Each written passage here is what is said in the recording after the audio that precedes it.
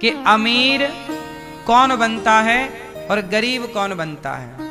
अब गरीब लोग क्या सोचते हैं, 500 कमाएंगे, 500 में 300 रुपया की दारू पी लेंगे। बोलो हाँ, 500 कमाएंगे और 500 में 300 रुपए की दारू पिएंगे और दारू पी के फिर गालियां देंगे, यार उसने तो बेईमानी करके अमीर हो गया, अपन तो अच्छे यार, कम से कम ईमानदार तो है, दारू पी के बातें कर रहा। दारू पी करके, शराब पी करके वो गालियां अमीरों को दे रहा है, खुद अमीर बनने की कोशिश नहीं कर रहा है।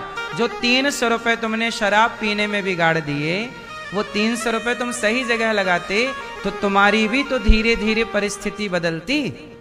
तुम साइकिल पर चलते थे तो मोटरसाइकिल पर आते, मोटरसाइकिल से कार पे आते, कच्चे घर से पक्के घर पे आते, पक्के घर से 2 मंजिला घर पे आते। धीरे धीरे ही ना विकसित होता है व्यक्ति, विकास धीरे धीरे ना होगा। लेकिन कैसे होगा, जब आज से हम ये विचार बना लें कि हमें अपने टाइम का, समय का सदुपयोग करना है और गरीबी में बहुत जी लिया हमने, गरीबी में बहुत रह लिए, अब हमें गरीबी को विदा करना है। भारत का प्रत्येक व्यक्ति चाह ले कि मुझे अब गरीबी को विदा करना है, और आप परिश्रम पर ध्यान दें, कर्म पर ध्यान दें, मेहनत पर ध्यान दें, अच्छी प्लानिंग पर ध्यान दें, तो गरीबी आज विदा होने को तैयार है। पर आप लोग गरीबी को विदा होने ही नहीं देते, आप लोग स्वयं गरीबी को पकड़ के रखते हैं। पैसा आया, अब सोचो, अडानी अंबानी के पास पैसा आता है तो वो और काम करते हैं, जबकि आपके पास पैसा आ जाए तो आप घमंड में कॉलर खड़ी गाड़ी खरीद के ले आएंगे 20 लाख की, और दूसरों के दरवाजे में खड़ा करके पूरी हॉर्न बजाएंगे, पाँव पाँव पाँव, ताकि वो निकल के देखे जी हम गाड़ी ले आए।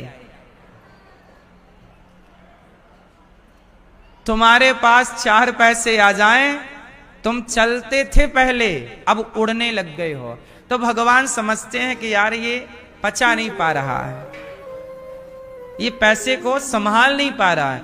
आप बताइए, ये हमारी बहनें, इनके पास पैसा आ जाए, पहले 5 रुपया की लिपस्टिक लगाती थी, पैसा आ जाए तो ये 100 रुपया वाली पोतने लग जाएंगी, हाँ या ना। पहले यही 500 के कपड़े में शरीर ढक लेती थी, पैसा आए तो ये 1500 का और 5000 का सूट पहनने लग जाए। पहले 20,000 के मोबाइल से गुजारा होता था, पैसा आए तो आदमी 1.5 लाख का मोबाइल खरीद लेता है। और फिर कुल मिलाकर आप देखिए, बिहार के एक व्यक्ति थे, सुनो, बिहार के एक व्यक्ति थे, कौन बनेगा करोड़पति में उन्होंने 5 करोड़ रुपए जीते। बोलो हाँ, आप देख लेना, सर्वे कर लेना, देखो हम तो सारा संसार देखते हैं, आकलन करते हैं। एक बिहार के व्यक्ति थे, उन्होंने कौन बनेगा करोड़पति में कितने रुपए जीते, 5 करोड़ जीते थे। अभी वो व्यक्ति हैं, बात बहुत पुरानी नहीं है, अभी की बात है, 2-5 साल के भीतर का घटनाक्रम है। अब सोचिए कि एक सामान्य आदमी के पास कितना पैसा आ गया, जोर से, अब 5 करोड़ जैसे ही आया ना तो वो व्यक्ति हैंग हो गया। क्या करे पैसे का, अब क्या करे, तो उसके रिश्तेदारों ने मांगा, तो उसने भी, यार हम बड़े आदमी हो गए, ले जा, कुछ तो दे दिया, कुछ अपने शौक गाड़ी वाड़ी खरीद ली, और 2-4 साल के अंदर सारा पैसा खत्म, वो जहां था वहीं जाके खड़ा हो गया।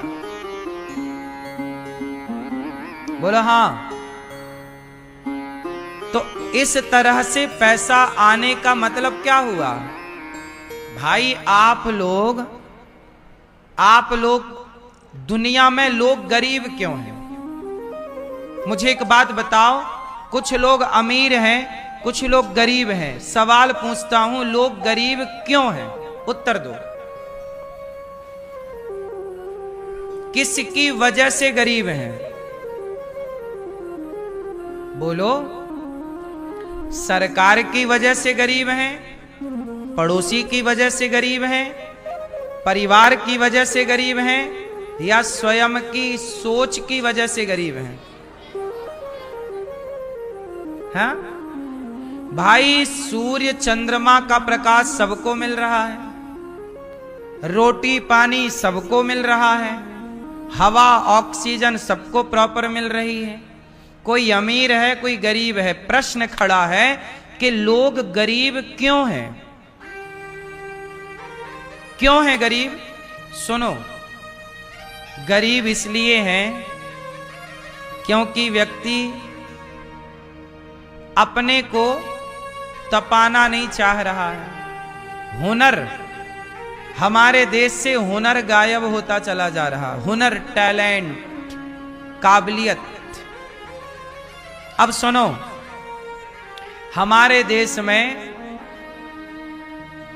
आप घर बनवाओ, यदि आप घर बनवा रहे हो ना, तो घर बनवाने में ना ईंट से लेकर के, सीमेंट सरिया से लेकर के, मिस्त्री बनाने वाला ठेकेदार, जब आप एक घर बनवाओगे तो उस घर में क्या होगा जानते हो? कोई ना कोई मुसलमान काम करने आपके घर में जरूर आएगा। चाहे वो प्लम्बिंग के रूप में आए, बिजली फिटिंग के रूप में आए, या पीओपी के रूप में आए, पीओपी करने आए, छत डालने आए, चिनाई करने आए, प्लास्टर करने आए, कोई ना कोई मुसलमान आपके घर में आएगा। क्यों आएगा? क्योंकि अब सवाल खड़ा हुआ कि तुम हिंदू लोग कर क्या रहे हो? तुम केवल रोना रो रहे हो कि रोजगार नहीं है। अब सोचिए कि आप अपने घर में पीओपी कराइए। पीओपी समझते हैं? ये पीओपी देखिए, ये सब फिनिशिंग का काम घर पे। तो जब पीओपी कराओगे तो हमारे पूरे भारत में 80% पीओपी करने वाले मुसलमान हैं, 20% हिंदू हैं। अब क्या ये काम पैसा नहीं देता? लेकिन तुमने अपने बच्चों को काबिल बनाया ही नहीं। तुम्हारा पूरा काम मुसलमानों ने अपने हाथ में ले लिया।